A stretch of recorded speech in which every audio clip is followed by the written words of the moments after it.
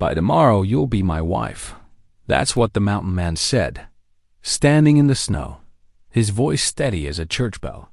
Folks thought he meant to claim her like a prize won in a card game. What they didn't see was the way he rapped, his coat around her shoulders, or the danger closing in from the edge of town. The railroad agent came with papers, sharp as any knife, ready to cut a man out of his own land. She could walk away, but she carries a secret that could ruin them both. In the high country, winter can freeze a body in a day, and a lie can burn a life to the ground in less time than that. When the jail door slams and the torches come for the cabin, they'll have one chance to stand together. Will the words he spoke in the snow be the start of a life, or the last promise they ever make? Every time I see your comments, I'm reminded how stories connect us across distances, backgrounds, and hearts. If values like respect, courage, and compassion still guide you, then you're part of this story, too. The February wind howled through the streets of Silver Creek, driving needles of snow against Ruthie's face as she huddled on the wooden bench outside Mason's General Store. Her thin cotton shawl offered little protection against the brutal mountain cold. Inside, she could hear the clinking of glasses and rough laughter of the men gathered for their weekly poker game. Her father's voice rose above the others, slurred and thick with whiskey. "Call, read 'em and weep, boys." Ruthie's heart sank. She knew that tone, the desperate edge that meant he'd lost everything again. The door burst open, spilling lamplight onto the snow-dusted boardwalk. Her father stumbled out, followed by several other men. His face was flushed red, whether from drink or shame she couldn't tell. "Done deal, then," one of the card players said. "Girl's yours, Cross." Ruthie's stomach turned to ice. She'd heard whispers about men gambling away their daughters, but never thought her own father would sink so low. The crowd that had gathered parted as Elijah Cross stepped forward. She'd seen him occasionally in town, a solitary mountain man who kept to himself, trading furs and supplies a few times each season. His face was weathered, a long scar running along his jaw beneath his dark beard. He stood head and shoulders above the other men, broad-shouldered and solid as an oak. Ruthie tensed as he approached, expecting rough hands and crude words. Instead, Cross shrugged off his heavy buffalo coat with deliberate movements. The crowd went silent as he draped it gently around her trembling shoulders. The warmth of the fur-lined garment enveloped her immediately, carrying the scent of wood smoke and pine. "By tomorrow, you'll be my wife." His voice was deep and steady, pitched to carry to every ear in the gathering crowd. Gasps and whispers rippled through the onlookers. Ruthie's cheeks burned with shame, but she noticed something in Cross's eyes, not triumph or satisfaction, but a quiet determination. Without touching her, he gestured toward the church at the end of the street. "Come along now," he said, his tone gentler than before. Ruthie stood on shaky legs, clutching the buffalo coat around her. She expected Cross to grab her arm or push her along, but he simply walked beside her, his bulk shielding her from the bitter wind. Behind them, she could hear her father's drunken protests fading into the night. The church windows glowed warmly as they approached. Cross knocked firmly on the parsonage door, and after a moment, Reverend Matthews appeared in his nightshirt, holding a lamp. "Elijah, what brings you here at this hour?" The preacher's eyes widened as he took in Ruthie's presence. "Need a favor, Reverend," Cross said. "Miss Branson needs a safe place to sleep tonight. We'll talk more in the morning, but for now, she requires shelter and privacy." The Reverend's wife appeared behind him, already wearing a sympathetic expression. Of course. Come in, dear. We have a guest room ready." Ruthie glanced uncertainly at Cross, who nodded encouragingly. "Go on. You'll be safe here." Mrs. Matthews led Ruthie upstairs to a small but clean room, furnished with a narrow bed and a washstand. "I'll bring you a nightgown," she said kindly. touching Ruthie's arm. Now, lying in the unfamiliar bed, Ruthie listened to the wind rattling the shutters. Cross's buffalo coat was draped over the foot of the bed. He'd insisted she keep it for warmth. She couldn't make sense of his actions. Men who won women in card games weren't supposed to act with such dignity. The events of the evening played over and over in her mind. The shame of being wagered like a sack of flour. The surprise of Cross's intervention. The way he'd announced their impending marriage not as a boast, but as a shield, protecting her from the whispers and speculation that would have followed otherwise. She touched the soft fur of his coat in the darkness. Whatever Cross's reasons, he'd chosen to defend her honor when he could have taken advantage. Sleep remained elusive as the storm raged outside, but for the first time that night, Ruthie felt something besides fear, a cautious glimmer of hope that perhaps tomorrow wouldn't be as terrible as she'd imagined. The shutters rattled again, and somewhere in the distance, a coyote called into the winter night. Ruthie pulled the blankets tighter, wondering what morning would bring and what kind of man Elijah Cross truly was. Dawn crept over the mountains, painting the snow-covered town in shades of pearl and silver. Ruthie had barely slept, her mind churning with questions about what the day would bring. A gentle knock at her door made her start. "Miss Branson?" Elijah Cross's deep voice came through the wood. "There's hot coffee in the kitchen when you're ready." Ruthie smoothed her wrinkled dress and wrapped his buffalo coat around her shoulders before heading downstairs. The parsonage kitchen was warm and bright, filled with the aroma of fresh coffee and baking bread. Mrs. Matthews bustled about the stove while Elijah sat at the worn table, his large hands wrapped around a tin cup. He stood when Ruthie entered, gesturing to an empty chair. "Please, sit. You must be hungry." Mrs. Matthews set a steaming cup before her. "Drink up, dear. You'll need your strength today." Ruthie's hands trembled slightly as she lifted the cup. What happens now? Elijah leaned forward, his weathered face serious. "I need to be honest with you. Last night, I bluffed. I couldn't stand by and watch you be double quotes." He paused, jaw tightening. "I have a cabin up in the high country. It's remote, but safe. You can stay there until spring.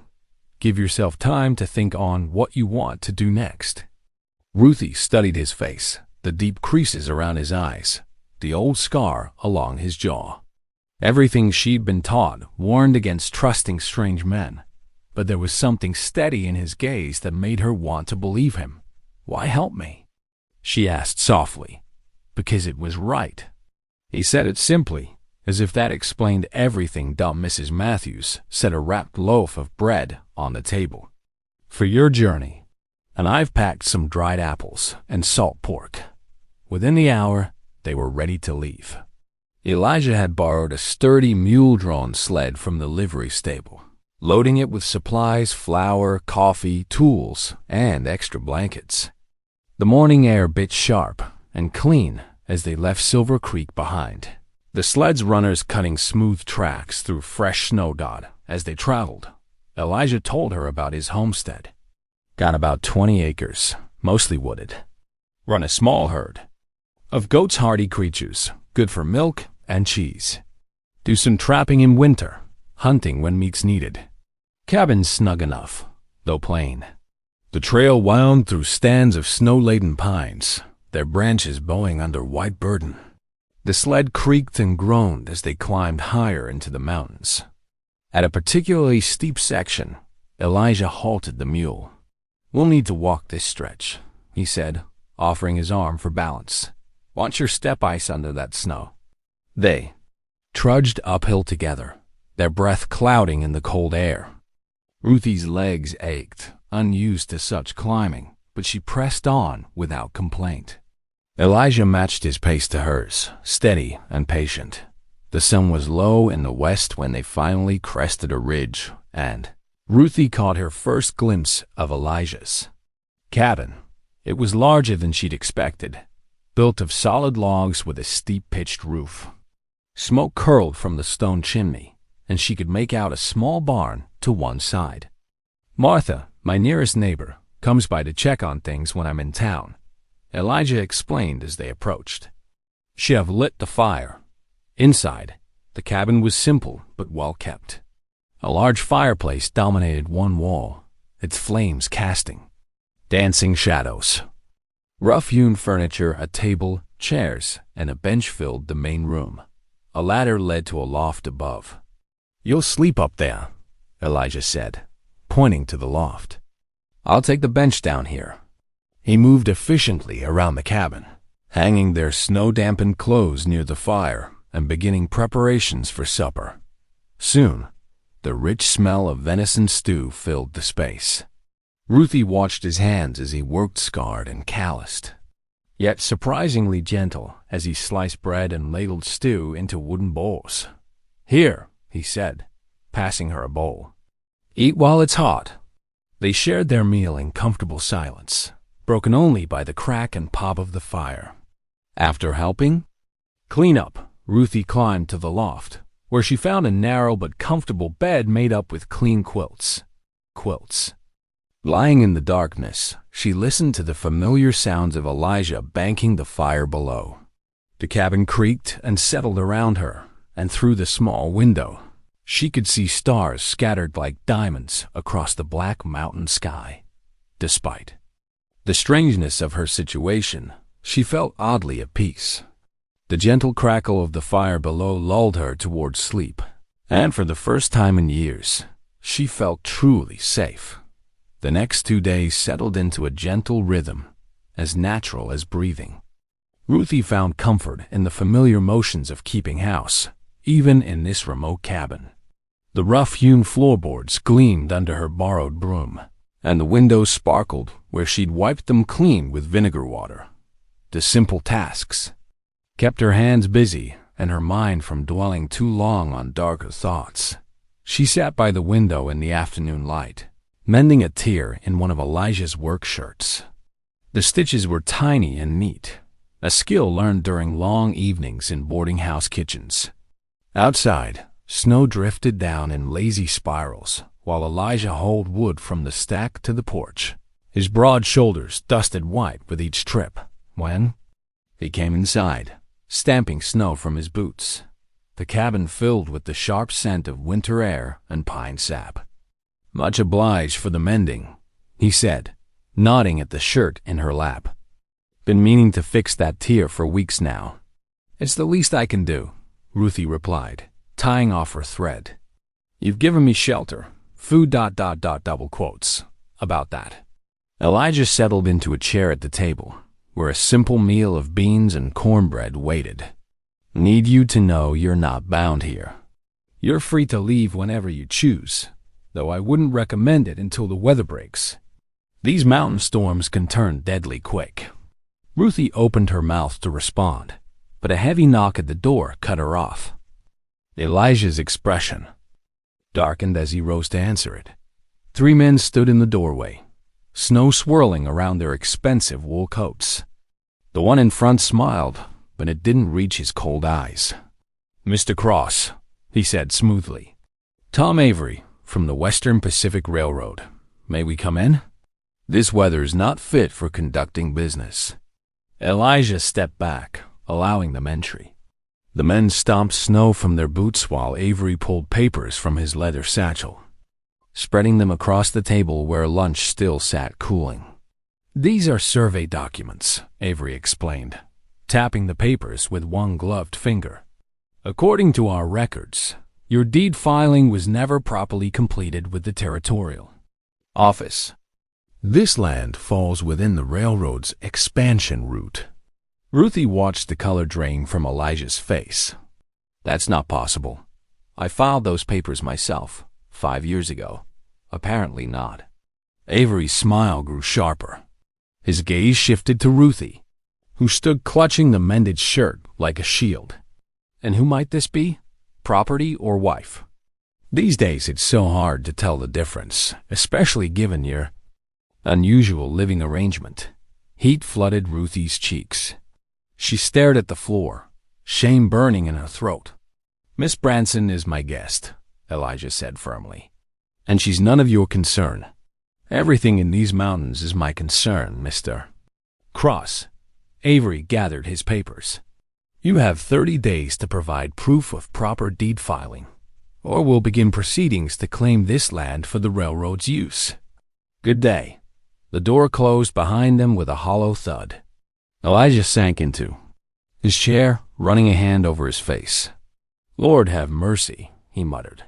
What does it mean? Ruthie asked softly, though she feared she already knew. Means I was a fool, Elijah said. I remember filing those papers, but I never got confirmation back. Should have followed up, but I was... He paused, pain flickering across his features. My wife was sick then, Emily. She and our boy both took fever that winter. By spring, I was alone. Somehow the deed just didn't seem important anymore.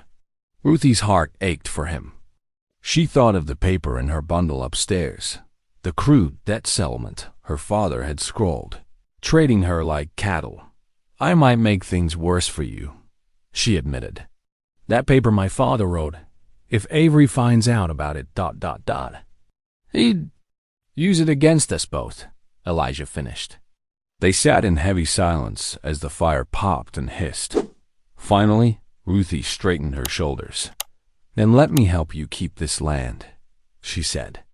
I don't know how, but there must be a way to prove. Your claim is true.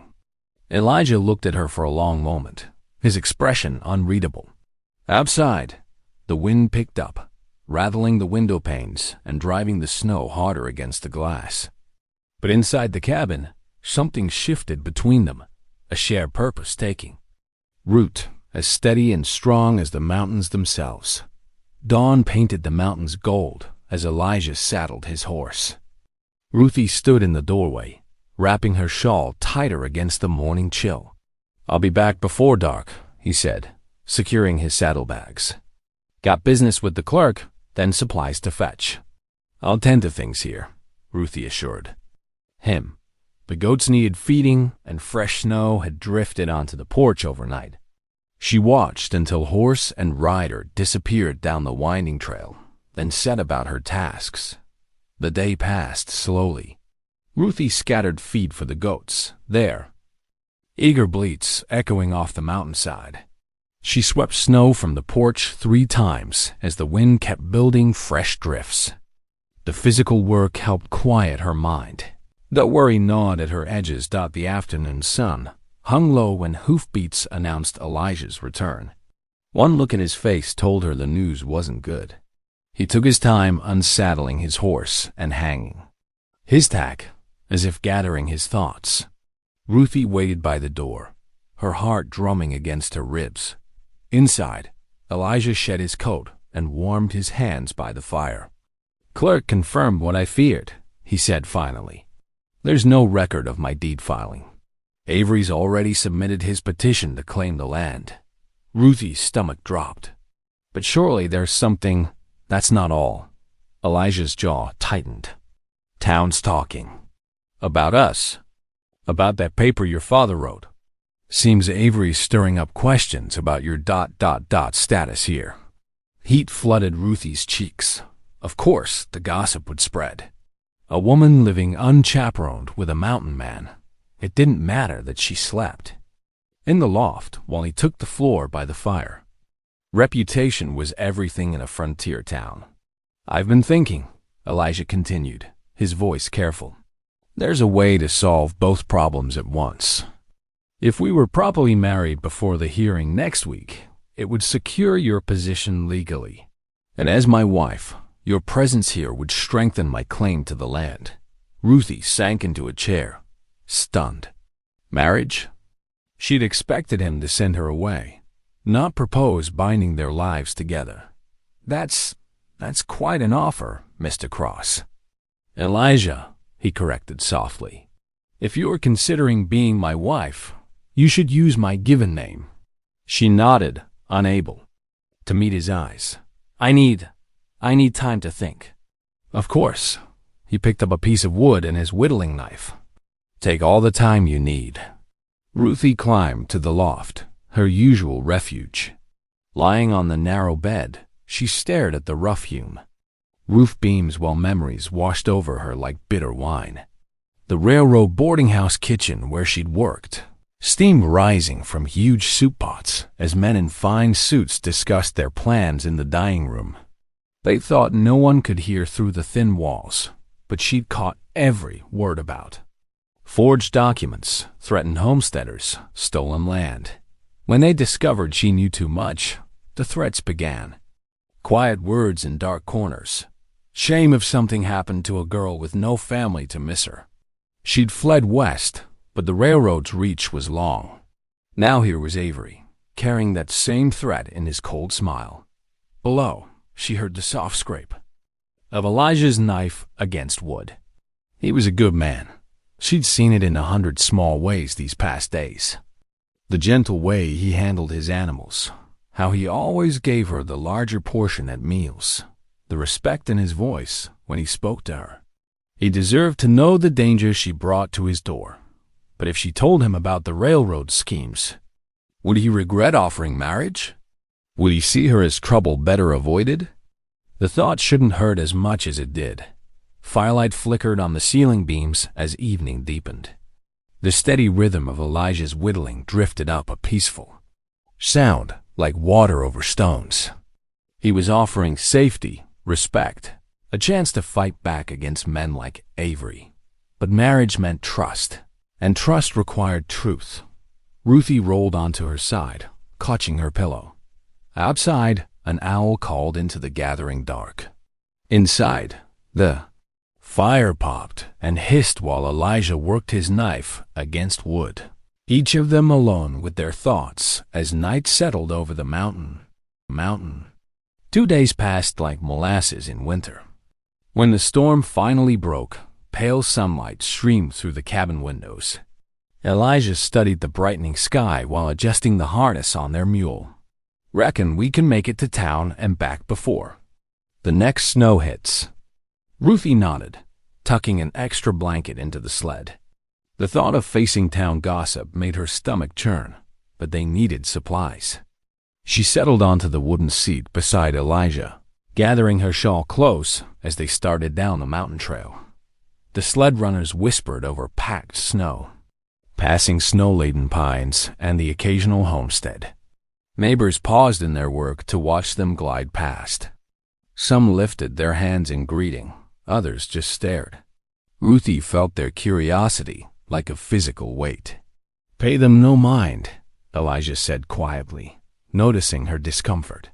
His shoulder brushed hers as he guided the mule around an icy bend. The general store's bell jangled as they entered. Mrs. Keegan looked up from her mending, her round face brightening. "Ruthie May, coming out of that cold, child." She bustled around the counter, clasping Ruthie's hands in her warm ones. "Just getting supplies," Ruthie murmured, but Mrs. Keegan was already rummaging in her sewing basket. "Here now," she said, producing a length of delicate lace. "This would look just perfect on a wedding dress. Consider it my gift for the big day." Heat crept up Ruthie's neck as she forced a smile. That's my kind of you, Mrs. Keegan." "I need to see Hank about some nails," Elijah said, touching his hat brim. Back shortly. Left alone, Ruthie wandered the store's narrow aisles. Her fingers trailed over bolts of fabric, sturdy calico, soft muslin, even a length of pale blue cotton that reminded her of spring skies. She imagined a proper home, curtains at the windows, children's laughter. Simple things she'd never dared want before. The store bell chimed. Tom Avery's polished boots clicked on the wooden floor as he approached, removing his hat with exaggerated courtesy. "Miss Branson, or should I say Mrs. Cross? The timing seems ... uncertain." Ruthie gripped the fabric bolt tight. "Mr. Avery, I trust you're settling well into mountain life." His smile never reached his eyes. "Quite different from your previous employment, I imagine. Though I hear the railroad's boarding house kitchen was educational in many ways. Blood rushed in Ruthie's ears. How much did he know? She forced her voice steady. If you'll excuse me, I have errands to finish. Of course. He stepped aside, still wearing that cold smile.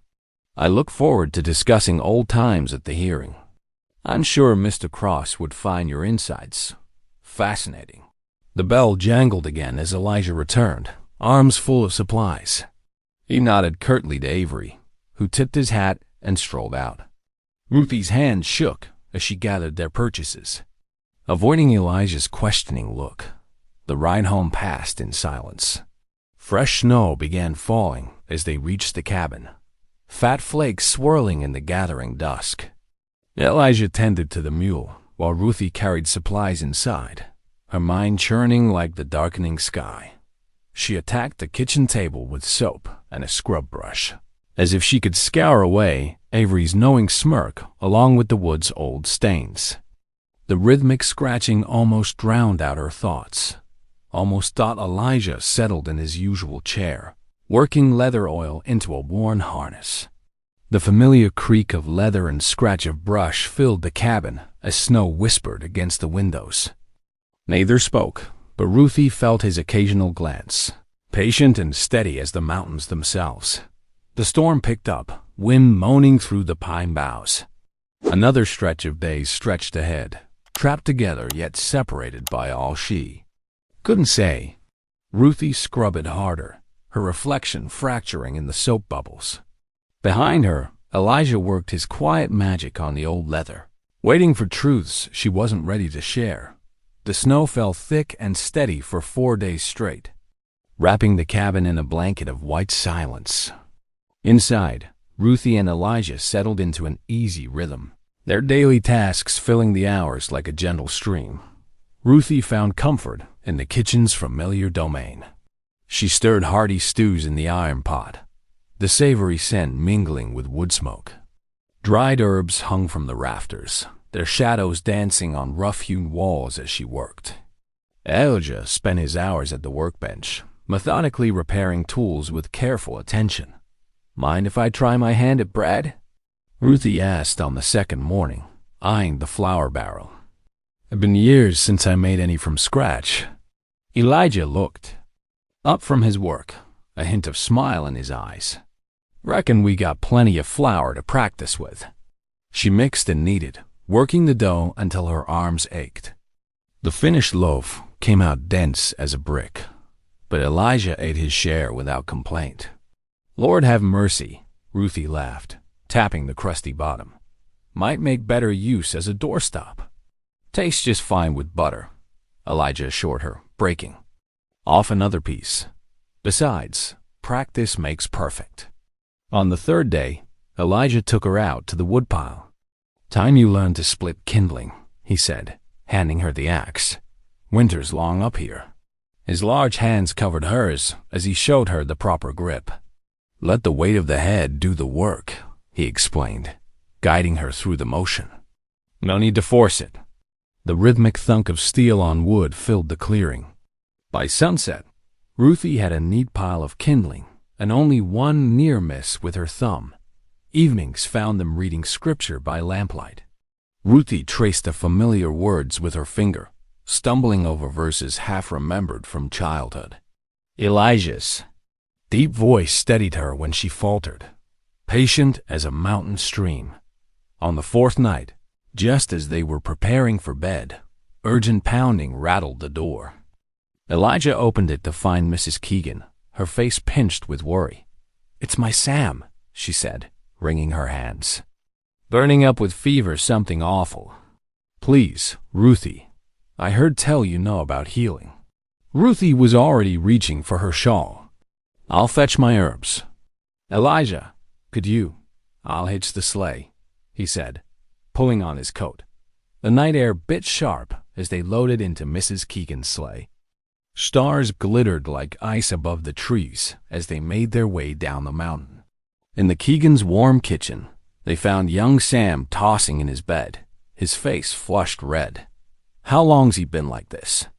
Ruthie asked, laying a hand on his forehead. "Since sundown," Mrs. Keegan whispered. Started with shivers, then the fever took hold. Ruthie set to work, crushing dried herbs for poultices. Elijah, would you fetch fresh snow? We need to cool him down. Through the long night, they worked together. Ruthie changed the poultices and spooned water between Sam's cracked lips. Elijah kept the stove burning and brought supplies without being asked. Mrs. Keegan hovered nearby, murmuring prayers. As dawn painted the windows pink, Sam's fever finally broke. His breathing eased and color returned to his cheeks. Mrs. Keegan burst into tears, pulling Ruthie into a fierce embrace. "The Lord sent you to us," she declared, squeezing tight. "A true angel of mercy." Ruthie patted her back, uncomfortable with such praise. Just knowledge passed down is all. Any woman would do the same. But the gratitude in Mrs. Keegan's eyes spoke volumes about how the town's opinion of her might be shifting. As they prepared to leave, Elijah helped Ruthie into her coat. "You have a gift," he said quietly. "The way you tend to others, it's something special." Ruthie ducked her head, but warmth bloomed in her chest that had nothing to do with the morning sun. Perhaps there was more to her worth than old secrets and shame. Perhaps she could build something new here, something healing and whole. The sleigh carried them back up the mountain as the world awakened. Fresh snow sparkled like diamonds in the morning light, and somewhere in the distance, alone, bird called welcome to the day. The morning broke crisp and clear, sunlight sparkling off fresh snow. Elijah stood at the cabin door, adjusting his Sunday coat. "Thought we might ride down to services," he said, his voice careful and measured. "Weather's fair enough." Ruthie's hands stilled on the breakfast dishes. Church meant facing the whole town at once. Her stomach tightened at the thought of their stares, their whispers. But when she glanced at Elijah, his patient expression held no pressure, only quiet invitation. "I reckon we should," she said finally, drying her hands on her apron. "Just let me change into something proper." They hitched the horses to the sleigh, padding the seat with blankets against the morning chill. The descent into town was peaceful, broken only by the soft crunch of runners on snow and the jingling of harness bells. Ruthie watched the winter landscape slip past, trying to calm her racing thoughts. The one-room church stood white against the blue sky, smoke curling from its chimney. As they approached, Ruthie's grip tightened on the blanket. But the first faces that turned their way held warm smiles, not judgment. Mrs. Keegan hurried over as they climbed down from the sleigh. "Ruthie, Sam's been asking when you'll visit again. That tea you made worked wonders for his cough." Others gathered around, offering thanks and kind words about her nursing skills. Ruthie felt her cheeks warm at their praise, unused to such open appreciation. Elijah stood quietly beside her, a steady presence at her shoulder. Inside, lamplight gleamed on smooth wooden pews. They found seats near the back, but Ruthie noticed several people nodding greetings their way. The familiar rhythm of hymns and prayers washed over her, stirring memories of childhood Sundays. During a quiet moment, she glanced sideways at Elijah. His head was bowed, lips moving in silent prayer, strong hands clasped before him. Something in his expression, earnest, vulnerable, touched her heart. This was a side of him she hadn't seen before. After the service, the preacher's wife insisted they stay for coffee. The warm kitchen smelled of fresh-baked bread and wood smoke. While his wife poured, the preacher cleared his throat. "Brother Cross," he said carefully, "about that marriage license we discussed, double quotes." His eyes flickered to Ruthie. "Times being what they are, might be wise to make things official. Protect you both from loose talk." Ruthie's hands tightened around her cup.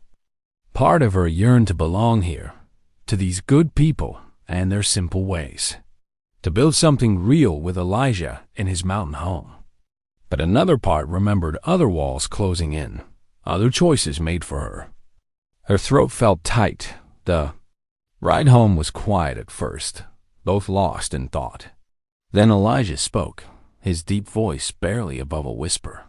"Reckon you ought to know something," he said, eyes on the snowy trail ahead. "Been married before, years back." Ruthie held her breath, sensing the weight of what was coming. Sarah was her name. Had 2 little ones, James and Mary. His voice roughened.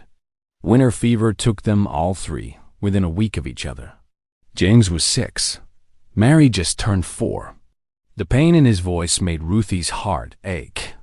She could picture them now, a younger Elijah, a family gathered around his cabin's hearth. Couldn't bear to stay in that cabin after. Built this new one higher up, started fresh. He was quiet a moment. Closed myself off from most folks. Figured it was easier that way. Ruthie wanted to reach out, to offer some comfort, but words failed her. Instead, she watched his profile against the bright sky, seeing him with new eyes. The quiet strength she'd first noticed now seemed lined with deep wells of grief. His solitary ways made more sense, not just habit, but armor against old wounds. They completed the journey in companionable silence, but something had shifted between them. That evening, as Ruthie prepared supper, she found herself studying Elijah's movements around the cabin, the careful way he stacked wood by the stove, how gently he lifted down plates from the shelf. Each gesture seemed to hold echoes of the man he'd been before loss shaped him. When he thanked her for the meal, their eyes met across the table. In that moment, Ruthie saw not just a steady mountain man who'd offered her shelter, but someone who understood what it meant to be wounded, to need to heal. His quiet grief matched something in her own heart, calling out like deep water to deep water. Outside, the winter wind sang through pine boughs. Inside, 2 souls who had known loneliness sat together in growing understanding, while the fire cast warm shadows on the cabin walls. Elijah's boots crunched through fresh snow as he worked his way along the trapline. The morning air bit sharp and clean, carrying the scent of pine. He'd left Ruthie baking bread, the warmth of the cabin already a distant memory against the mountain chill. Pausing to check a trap wedged between 2 fallen logs, he caught movement. In the corner of his eye, a thin line of smoke rising above the trees. His heart stopped. That smoke came from the direction of his cabin. Abandoning the trap line, Elijah plowed through knee-deep drifts, his breath coming hard. Every step seemed too slow, even as his legs burned with effort. The smoke grew clearer as he crested the last rise, and then he saw them, 3 men standing near his property line, one figure unmistakable in his fine wool coat. Tom Avery, Elijah's. Hand moved to the rifle slung across his back as he approached. The other 2 men were strangers, rough-looking sorts who didn't meet his eyes. They carried surveying equipment and marking stakes. "This here's private property," Elijah said, his voice low and steady despite the anger building in his chest. Avery turned, offering that snake oil smile. "Ah, Mr. Cross, just the man I hoped to see." He gestured at the stakes. "We're marking boundaries for the upcoming expansion. Standard procedure." "Nothing standard about trespassing," Elijah countered, stepping closer. "You've got no right to be here before any hearing. Now. Avery's smile didn't reach his eyes. "We're simply being efficient. The law will support our claim soon enough." He brushed imaginary dust from his sleeve. "Though I imagine things might go smoother if you'd reconsider our offer. Decent price for undeveloped land. Get off my property." Elijah's words carried the weight of steel. Now, Avery's smile faded. "We'll be back, Cross, with the proper authorities next time." He nodded to his men, who gathered their equipment. "Give my regards to your house guest." The way he said it made Elijah's blood run cold. He watched until they disappeared down the trail, then hurried to the cabin. Inside, he found Ruthie pressed against the kitchen wall, a large knife clutched in her trembling hands. "They didn't come in," she said quickly. "Just watch the place." But the way they looked at it, she swallowed hard. Like they already owned it. Elijah took the knife gently from her grip. "You're safe now." He guided her to sit at the table, noting how pale she looked. "I won't let them near you." Ruthie stared at her hands, now empty, in her lap. The afternoon light streaming through the window caught the tears threatening to spill from her eyes. "There's something you need to know," she whispered. "About Avery? About why I was working at that boarding house?" Elijah pulled up a chair, giving her time to find the words. The bread she'd been baking filled the cabin with its homey scent, a stark contrast to the tension in the air. "I worked in the kitchen," she began. "Late hours mostly. The railroad men would gather in the dining room after supper, drinking and talking business." Her fingers twisted in her apron. "One night, I heard Avery discussing illegal plans. They meant to push Ute families off their treaty land, forge documents, bribe officials if needed." Elijah's jaw tightened, but he stayed silent, letting her continue. "They caught me listening." Ruthie's voice shook. "Avery said I could either help them sign papers saying I'd witnessed things I hadn't or face consequences. I refused." She looked up finally, meeting Elijah's eyes. That's when the threats started. Small things at first, but getting worse. "I had to leave, but ... She gestured helplessly. "Where could I go?" "And then your father lost you in that card game," Elijah finished softly. Ruthie nodded, tears falling now. "Avery knows I could expose their scheme. That's partly why he's here, I reckon. Not just for your land, but to keep me quiet." Elijah leaned forward, his scarred hands clasped between his knees. "Speaking out would be dangerous," he said carefully. "These men have money, influence. They could hurt you. I know." Ruthie wiped her eyes with her apron. "But watching them try to steal your home, knowing what they've done to others... I can't stay quiet forever. We'll figure something out," Elijah promised. Together, the word hung between them as evening settled over the cabin.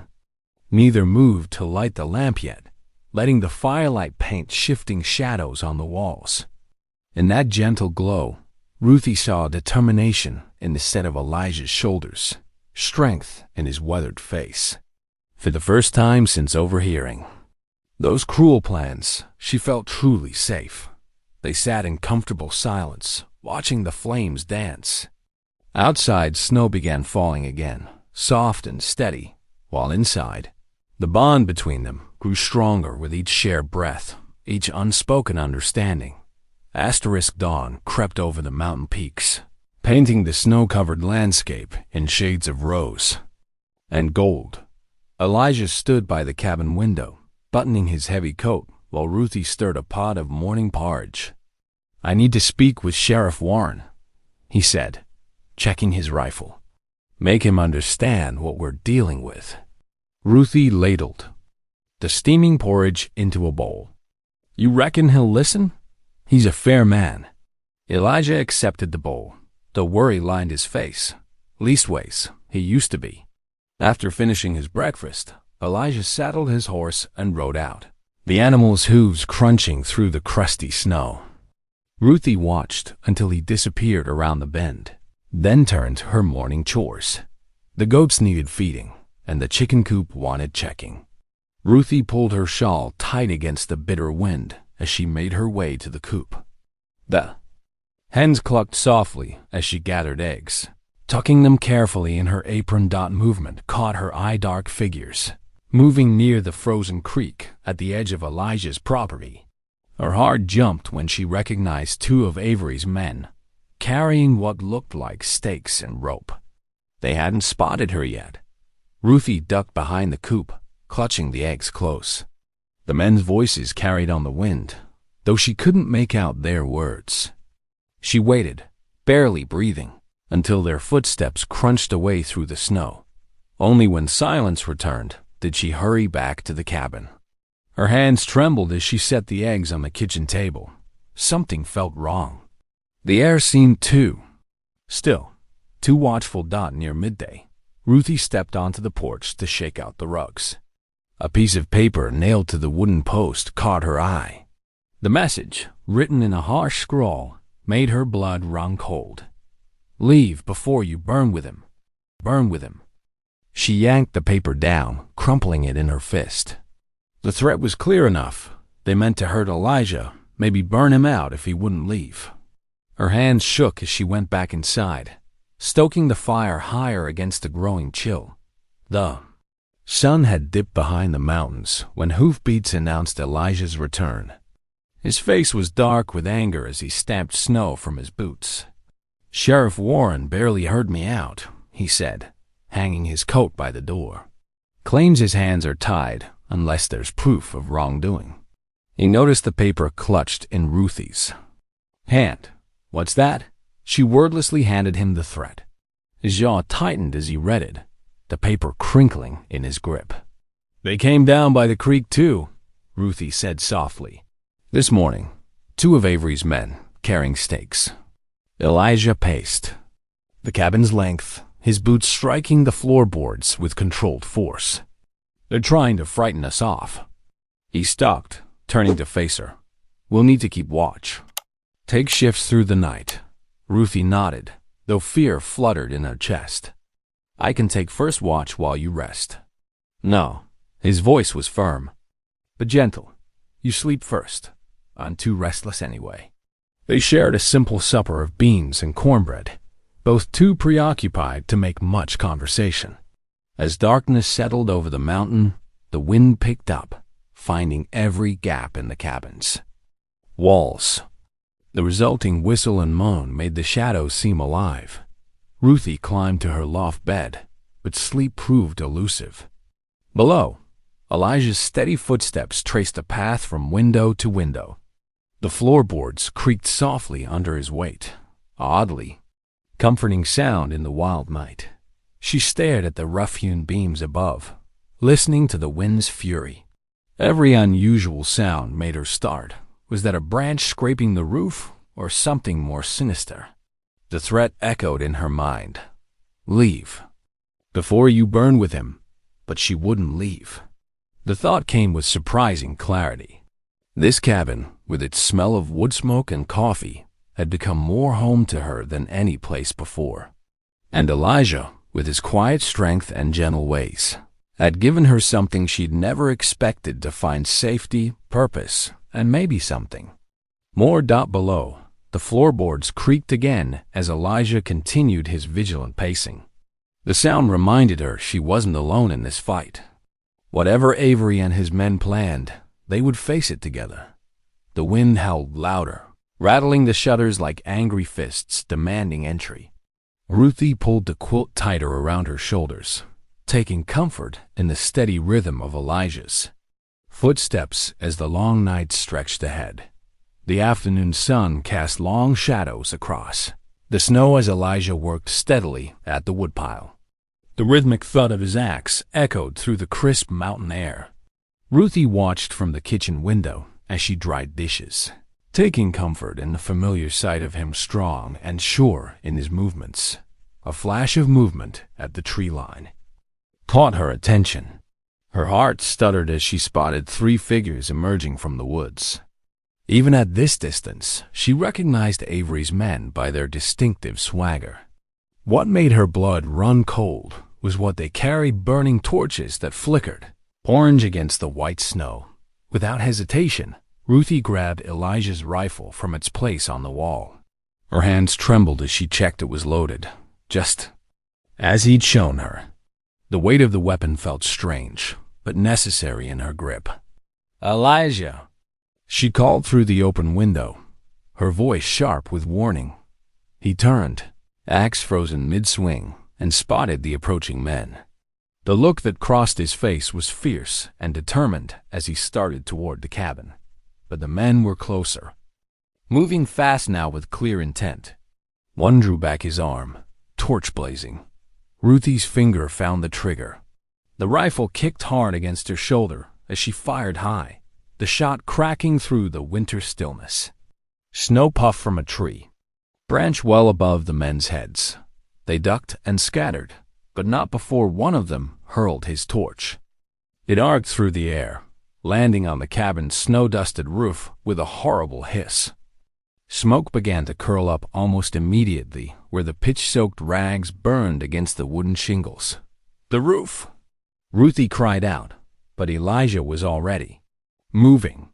He grabbed a horse blanket from the rail, dunking it in the water trough before scrambling up the cabin side. Ruthie watched in horror as he beat at the flames, thick smoke billowing around him. His coughing echoed harsh and raw as he smothered the last of the fire. The sound of approaching hoofbeats drew Ruthie's attention. Her initial relief at seeing Sheriff Warren turned quickly to dread as she took in his grim expression. "Mr. Cross," the sheriff called out as Elijah climbed down, still coughing. "I'm here to take you in." "What?" Ruthie stepped onto the porch, rifle still in hand. "Sheriff, those men just tried to burn our cabin."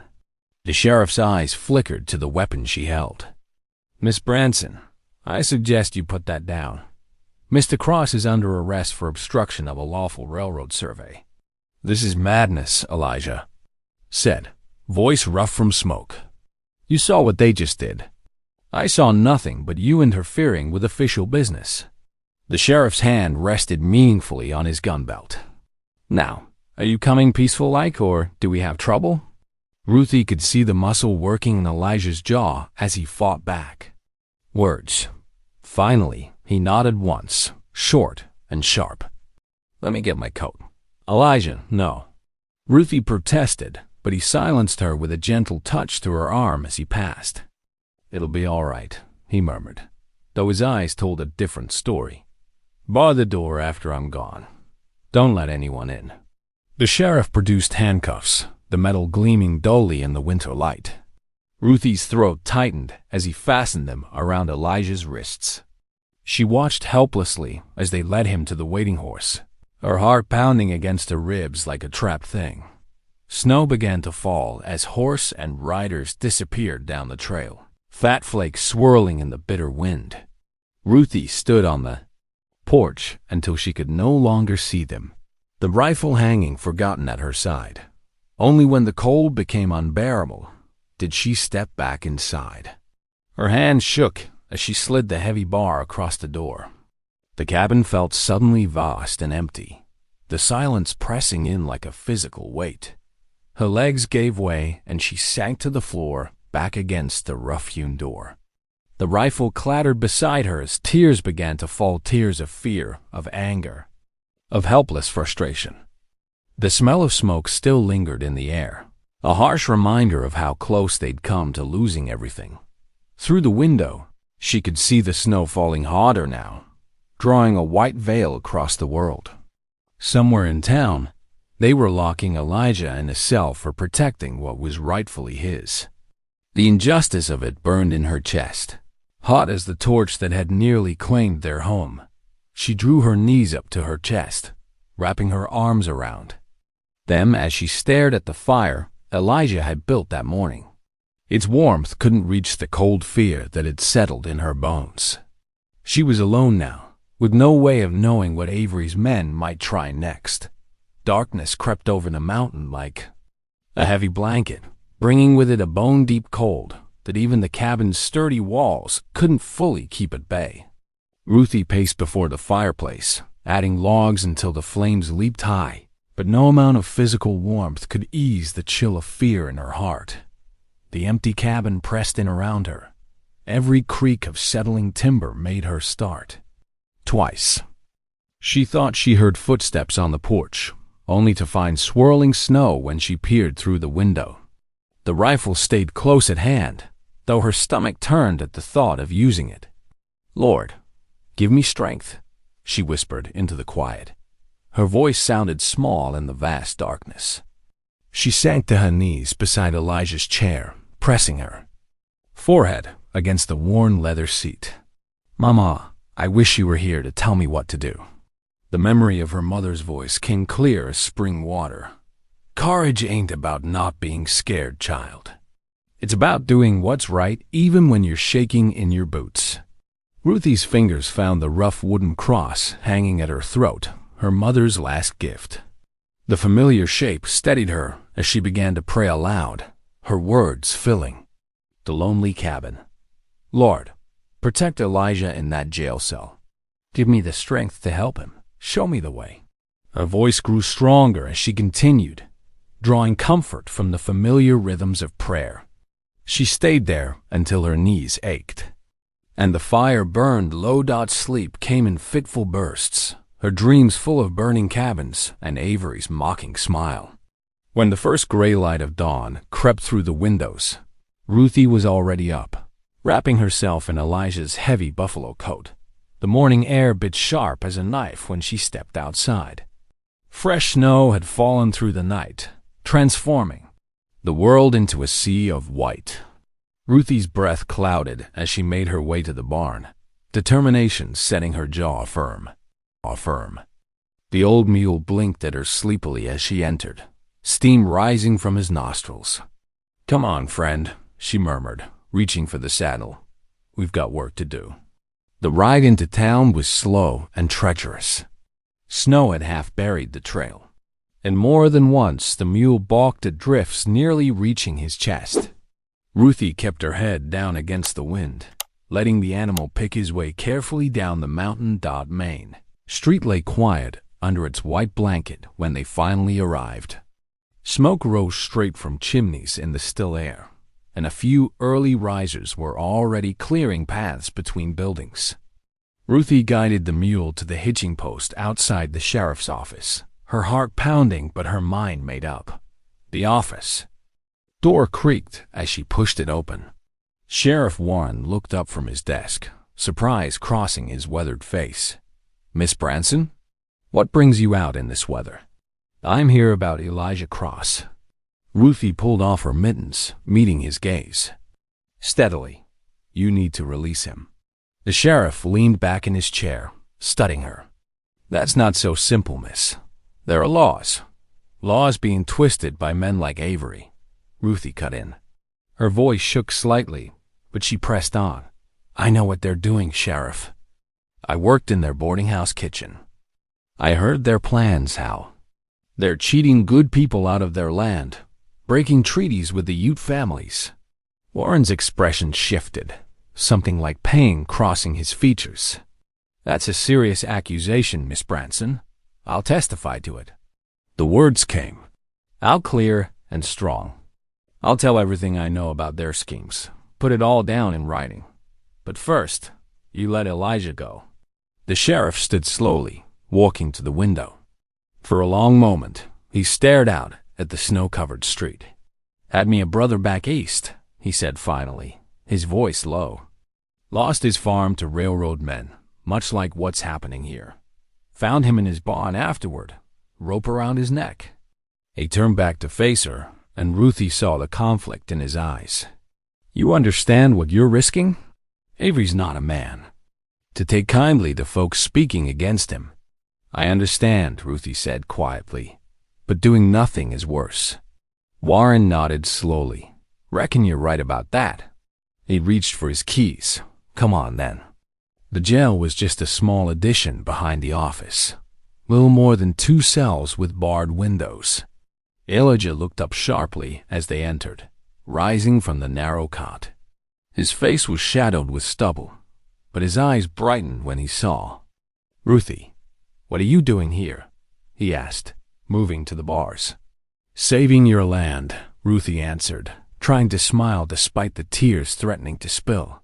"And maybe some others too?" The cell door creaked open under the sheriff's key. Elijah stepped out slowly, his gaze moving between Ruthie and Warren. "I don't understand. Miss Branson here has offered some testimony that might change things," the sheriff explained. "Seems there's more to this land dispute than meets the eye." Elijah's hand found Ruthie's, warm and strong despite his night in the cold cell. The touch steadied her, reminding her why she'd found the courage to ride down that snowy mountain. "You sure about this?" he asked softly. Ruthie squeezed his hand, remembering her mother's words about doing what was right. "I'm sure." Elijah wasted no time once they left the sheriff's office. His jaw was set with purpose as he helped Ruthie into the borrowed sled, then mounted his horse. "There's someone we need to see," he said, turning his mount toward the eastern edge of town where the scattered homesteads thinned into open range. The morning sun broke through scudding clouds, making the fresh snow sparkle like scattered diamonds. Ruthie huddled under thick blankets in the sled, watching Elijah's broad shoulders as he led the way. Though the cold bit deep, hope warmed her heart for the first time in days. They traveled past the last cluster of buildings to where a modest log cabin sat nestled against a grove of pine trees. Smoke curled from its chimney, and intricate carvings decorated the doorframe. Elijah dismounted, helping Ruthie from the sled before approaching the cabin with measured steps. "Daniel," he called out, his voice carrying across the pristine snow. "It's Elijah Cross." The door opened, revealing a tall, dignified man with silver-streaked hair and eyes that held both wisdom and wariness. Daniel Lonehorse stepped onto his porch, studying them both before speaking. "Many seasons since you've come, brother." "The time has come," Elijah said simply. "The papers you entrusted to me, they're needed now." Understanding passed between the two men. Daniel nodded slowly, gesturing them inside. The cabin's interior was warm and neat, with carefully tanned hides on the walls and bundles of dried herbs hanging from the rafters. A fire crackled in the hearth, filling the space with the scent of pine smoke. Daniel moved to a trunk in the corner, opening it with deliberate care. "When you helped negotiate that treaty years ago," he said, "I knew you were a man of honor. These documents, they speak of promises made to my people and to all who live on this land." He withdrew a leather packet, wrapped carefully in oilcloth. Elijah took it with reverence, checking that the seals remained intact. "The railroad men think they can take what isn't theirs," he said, "but these papers prove otherwise." Ruthie watched the exchange, feeling the weight of history in that simple packet. Daniel's gaze fell on her, gentle but searching. "You have chosen a good man," he said softly. "One who understands that justice must stand like the mountains, unmoved by the winds of greed." They didn't linger long. The morning was advancing, and they had work to do. As they prepared to leave, Daniel pressed a small leather pouch into Ruthie's hands. "Tea," he explained, "for strength in the coming hours." The ride back to town passed swiftly. As they approached the main street, they could hear raised voices from the saloon. Avery's distinctive laugh cut through the general murmur, boastful and sharp. Elijah helped Ruthie down from the sled, then straightened his shoulders. "Ready?" he asked quietly. She nodded, falling into step beside him as they crossed the street. The saloon's batwing doors swung open at their touch, and a hush fell over the room as they entered. Avery stood at the bar, a glass of whiskey in his hand and a self-satisfied smile on his face that faltered when he saw them. "Well, if it isn't the jailbird," he sneered. "Come to accept defeat properly?" Elijah said nothing. His boots rang against the wooden floor as he crossed to the bar. With careful movements, he unwrapped the packet and laid the documents on the polished surface. The paper crackled in the sudden silence. "These lands," he said, his voice carrying to every corner of the room, "are protected under federal treaty. Signed, witnessed, and filed with the Territory Office. The railroad has no claim here." Avery's face reddened. "Those papers could be forged. They ain't forged." Sheriff Warren stepped forward from the shadows, his badge catching the light. "I recognize those seals. Federal treaty documents, properly filed and witnessed." He lifted the papers carefully, examining the signatures. "These will need to be entered into evidence." "Seems your petition just lost its standing, Mr. Avery." The railroad man spluttered, but his bluster had lost its power. The other men in the saloon began to turn away from him, some nodding approval toward Elijah.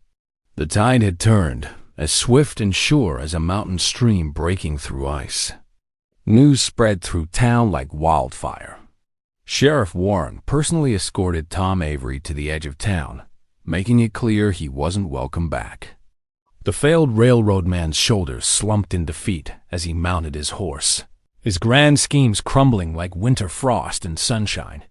Inside the preacher's house, warmth from the pot-bellied stove wrapped around Ruthie like a gentle embrace.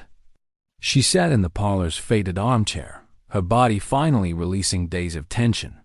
Beside her, Elijah stood steady and strong, his presence as reassuring as mountain bedrock.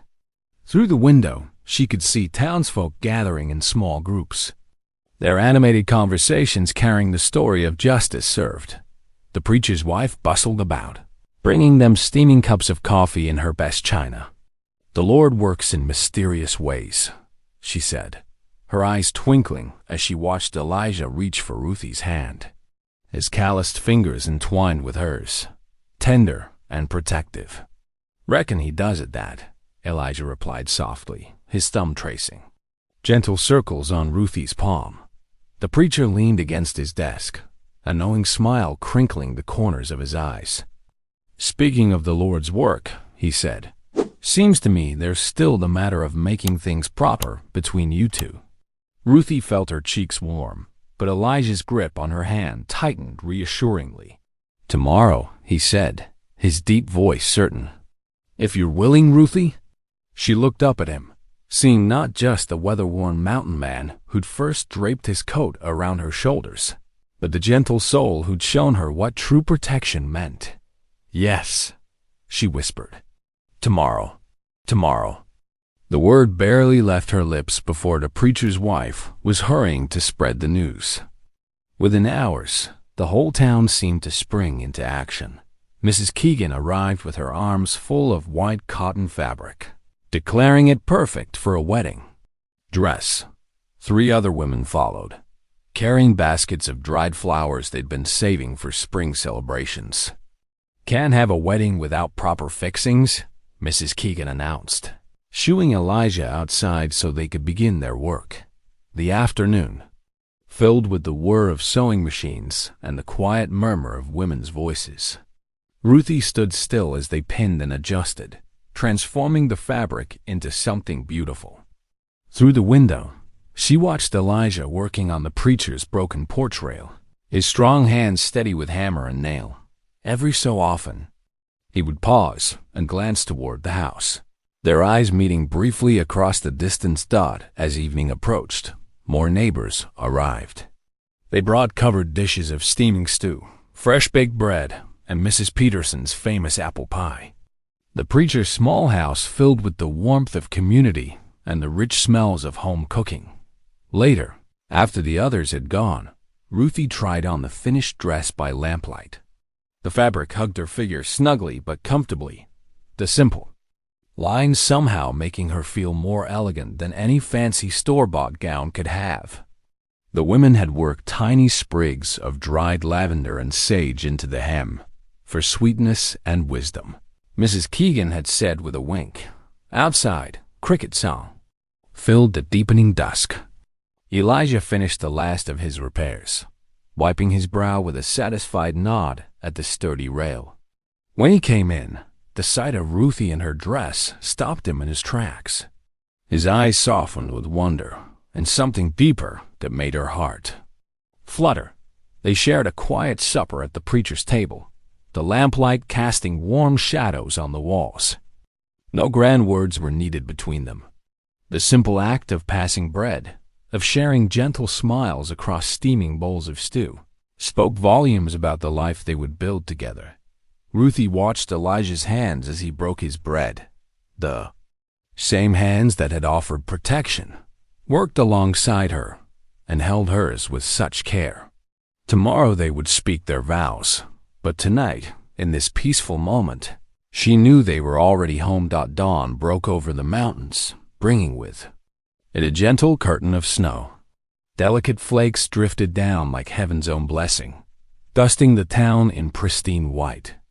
Inside the little wooden church, oil lamps cast a warm golden glow across worn pews and festive winter greenery. Elijah stood at the front, his tall frame straight and proud in a fresh pressed shirt.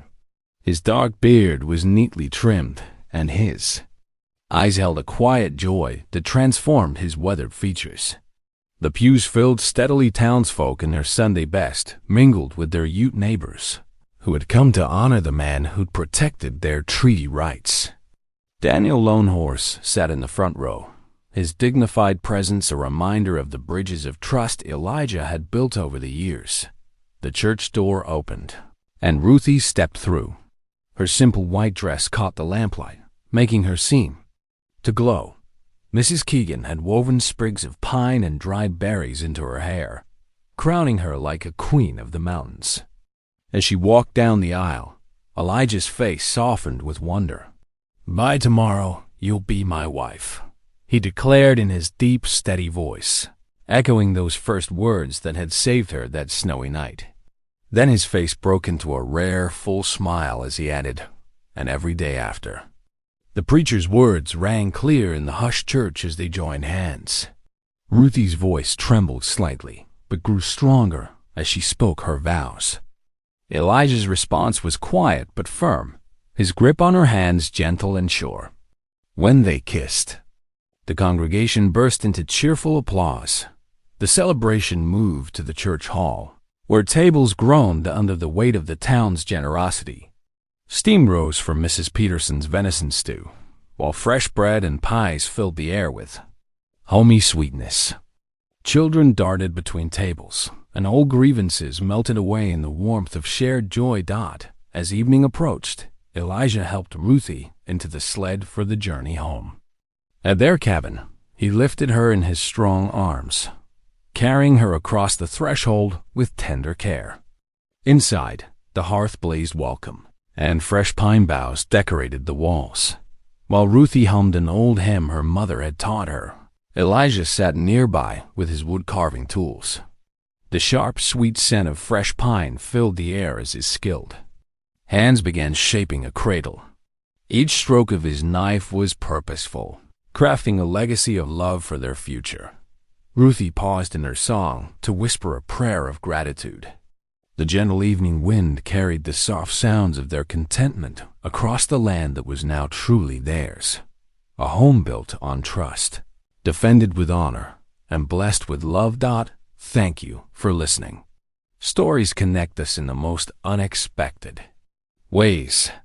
If you felt that spark today, make sure you're subscribed. I share a new one daily, and the next might change your day.